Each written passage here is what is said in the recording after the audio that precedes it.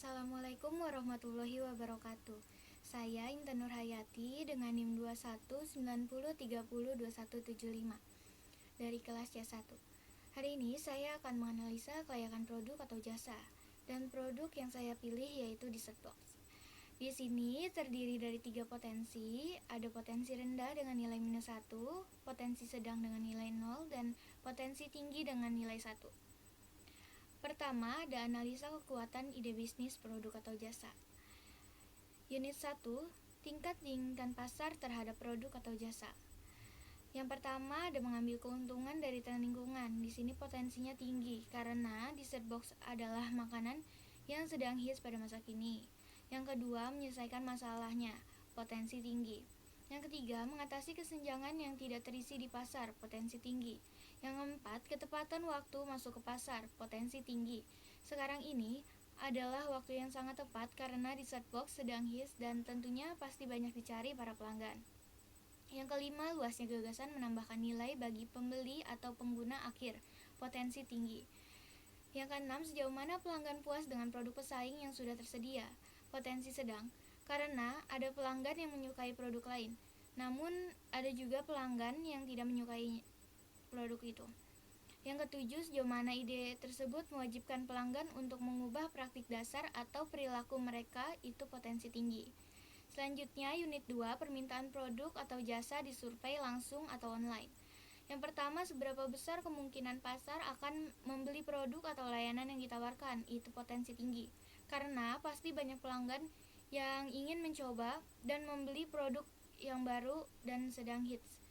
Yang kedua, bagaimana mereka bersedia membayar untuk produk atau layanan, itu potensi tinggi. Dan yang terakhir, di mana mereka dapat menemukan produk atau layanan itu untuk dijual, itu potensi sedang. Maka dapat dilihat nilainya di total itu mendapatkan nilai 8.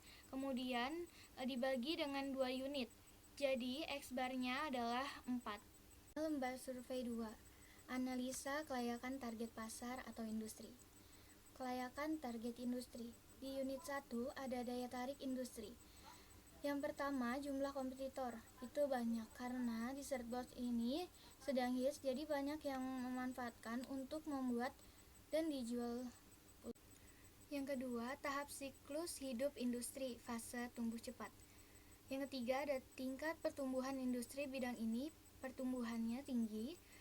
Yang selanjutnya ada pentingnya produk dan layanan industri kepada pelanggan, itu harus memiliki. Dan yang terakhir ada margin operasi industri itu sedang. Selanjutnya di unit 2 ada daya tarik target pasar dan konsumen. Yang pertama, identifikasi target pasar untuk usaha baru yang disusulkan, itu teridentifikasi. Selanjutnya, kemampuan untuk menciptakan penghalang untuk masuk bagi pesaing potensialnya, itu mungkin atau mungkin tidak bisa menciptakannya. Yang ketiga, daya beli pelanggan itu tinggi. Yang keempat, kemudahan membuat pelanggan sadar akan produk atau layanan baru tinggi.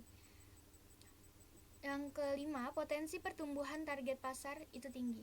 Maka dapat dilihat nilai ditotalkan mendapat nilai 6 dan dibagi menjadi 2 unit. Jadi X-barnya adalah 3. Yang selanjutnya lembar survei 3, kelayakan organisasi. Analisa kelayakan organisasi. Di unit 1 ada kecakapan manajemen. Yang pertama, pendiri atau pengalaman pendiri dalam industri pengalaman karena untuk membuat dessert box harus berpengalaman dalam dunia pastry agar menghasilkan produk dessert box yang berkualitas tinggi. Yang kedua, pendiri atau keterampilan pendiri berkaitan dengan produk atau jasa baru yang diusulkan itu harus terampil. Yang ketiga, sejauh mana jaringan profesional dan sosial pendiri atau pendirinya di industri yang relevan, itu harus luas. Yang keempat, sejauh mana usaha baru yang diusulkan tersebut memenuhi tujuan dan aspirasi pribadi pendiri atau pendiri, itu kuat. Dan yang kelima, kemungkinan tim bisa disatukan untuk memulai dan menumbuhkan usaha baru, itu sangat mungkin karena dessert box ini banyak peminatnya. Unit 2 ada kecukupan sumber daya. Yang pertama, karyawan dengan kompetensi spesifik, itu potensi sedang. Dan yang kedua, perlindungan Properti intelektual pada aspek kunci bisnis itu potensinya juga sedang. Maka dapat dilihat nilainya di total adalah 5 dan dibagi dengan 2 unit. Jadi X-barnya adalah 2,5. Selanjutnya lembar survei 4 kelayakan finansial. Di lembar survei 4 ini berbeda dari yang sebelumnya karena di sini terdapat 3 unit. Yang pertama ada total modal awal yang dibutuhkan, yang kedua kinerja keuangan bisnis sejenis, dan yang ketiga daya tarik finansial keseluruhan.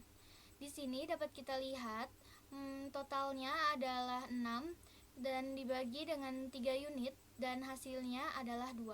Selanjutnya ada potensi keseluruhan.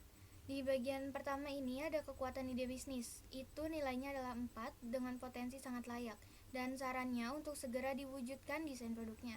Di bagian 2 ada isu terkait industri atau pasar.